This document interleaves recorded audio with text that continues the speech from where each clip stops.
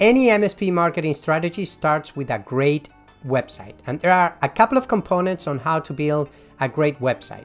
The first one is you need to use language that people understand. Take into consideration the majority of people that are going to be visiting your website are people that have no idea about IT. So if you start using the lingo in the industry, you're going to tick off a lot of people. You know, a lawyer, a dentist, people like that don't really understand IT, okay? So you need to speak easy. You need to speak in a language that is very easy to understand. It's used to say that if your grandma understands it, then everybody else will. That starts with your homepage, right? In your homepage, the first thing that I read needs to be understood in 5 seconds. A good strategy to use is we help X with Y without Z. So examples could be we help small businesses with IT support without breaking the bank. Or it could be we help small businesses with IT solutions that help them run 24/7. So something like that is very easy to understand. And when someone arrives to your website, they know what they are looking at, they know you can help them, and then they will keep reading on your website.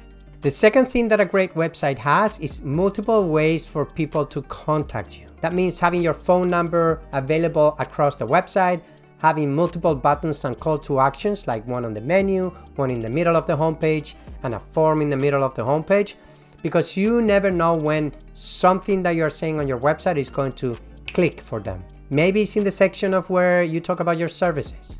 Maybe it's in the section where you have testimonials. Maybe it's even when they arrive to your website for the first time. So you need to allow people to have a very low effort to contact you when something clicks when they are reading on your website. Obviously, it needs to have a very easy user experience. So in order to find things on your website, they shouldn't be clicking 10 times to arrive to your services, to your contact page, etc., etc. And those are some of the fundamentals that you should use for your MSP website that are going to help you to grow. Okay, number 2, you need to implement search engine optimization on your website. There are a lot of misconceptions when it comes to SEO, and one of them is that you need to write a lot of content in order to rank on Google. That's not true. In fact, we have a client that came from another agency that had a ton of traffic that was arriving to the website, but was for very generalistic keywords or searches like how to migrate from Microsoft 365. So all this traffic was arriving to the website and was not converting. What we did, we started to delete all these pages. We killed almost 60% of the traffic, and guess what happened?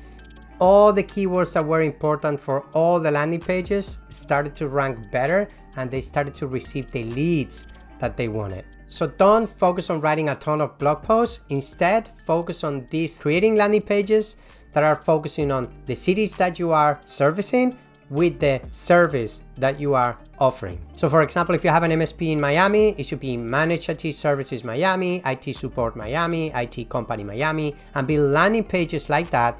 So you are targeting those keywords on the cities that you are servicing. Now, the next one is Google Ads. And what you want to do when Google Ads is 2 things. One is create landing pages specifically for your ads, unless your landing pages that you are creating for SEO are also optimized for conversions. And second, you need to get the ads up and running on the Google Ads platform. There's a process to building Google Ads account, and I will have another video soon explaining how to do it. So feel free to subscribe to the channel.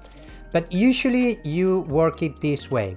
First of all, what you need to do is just do some keyword research, right? So look on the Google Ads platform. What are the keywords that you think are going to be relevant to what you offer? Manage IT, IT support, network support, cybersecurity, and things like that. Then when you have all these keywords, you will create groups of keywords, right? Those groups of keywords are going to go into an ad group.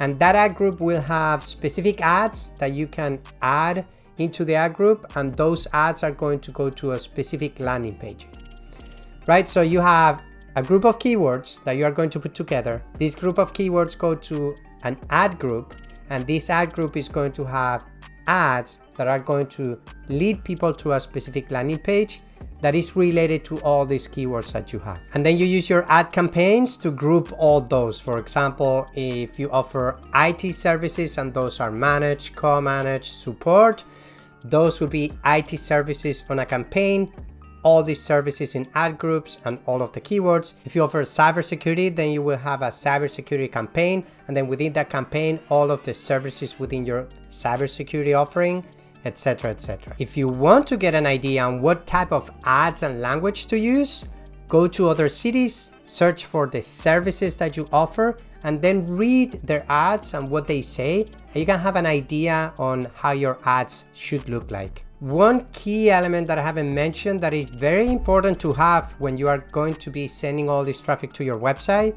is to have a very good sales process. Okay, the next thing to focus when it comes to digital marketing is your Google Business Profile. Your Google Business Profile is this little element that shows up on Google when you search that has the address and the reviews. So you can type on Google, Google Business Profile, and you go through the process, fill up all the information, and then try to get as many reviews as possible as soon as possible from your past clients, because reviews are going to help you rank a little bit better on Google Business Profile. Now, when it's good to do Google Business Profile is when your office is located in a business area, right? So if your office is located in a residential area and there's no businesses in a 10-mile radius, then it's going to be a waste of time, because Google Business Profiles are very geo-targeted. And that means that they will show up based on the location that people are in searching for your services, like IT support, IT company, etc. So if you don't have businesses around you, obviously this is not going to be of any use. So make sure that your office is in an area, if you want to use Google Business Profile for your marketing strategy, that is in a proper area. Those are the things that are going to bring you the 80% of results that you are looking for, with 20% of the implementation that you can add. Okay, so that's your website, obviously, search engine optimization, Google paid ads, and then Google Business Profile if your location is, or your office is in a location where there are business around it. Something else that I usually recommend is to have some simple automations that can make your life easy and gather more leads. And one of them is SMS automation. So for example, when you miss a call, just to send an SMS to the person that called with a simple message like, hey, we saw that we missed a call, how we can help you. Another one will be when someone submits a form, then you can put them into a drip campaign, or you can send them a confirmation email with some resources so they can learn more about you and how you work. And another one that is usually very useful is to embed a calendar scheduling tool in the thank you page after the contact form, so they can pick a day and a date and a time that is more convenient for them. And then you minimize the number of emails that your staff needs to be sending just to find the proper time to have a meeting. Or you can even add that calendar scheduling tool somewhere within your website without having to be on the thank you page of your contact form. And you might be thinking, Jesus, that's it? How about social media? How about video marketing? How about podcasting? How about white papers? How about remarketing? How about to going to social events? How about webinars? How about all the other 1,000 things that you can do? Unless you have mastered the other ones, then you should just focus on those, and then you can do the rest, okay? And I will record videos on how to do those, but those are the ones that are going to give you the 80% of results with the 20% of effort, unless you have a bigger budget and you can do some other things like that. One of the things that, for example, for MSPs that are starting out is just to seek out groups where you can do a webinar or a training, and that way you can generate leads. But the next question will be, how do you do a proper webinar, right? Because the majority of people don't know how to do a webinar that is going to engage people, a webinar that is going to allow people just to contact you and be interested. Most of the webinars are very informational, and people end up being, okay, that was a great webinar, and then you need to go and chase all these people. How do you use social media? Do you just post updates? How do you post updates?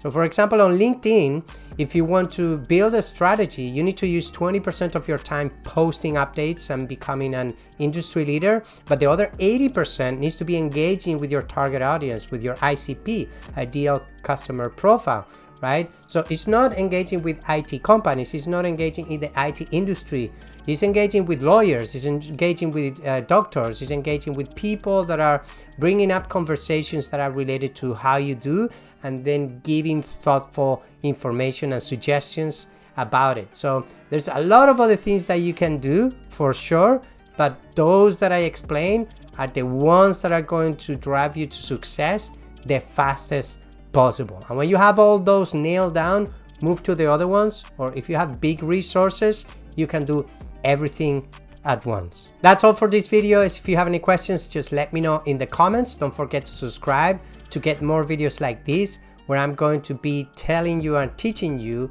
the best marketing strategies for your MSP.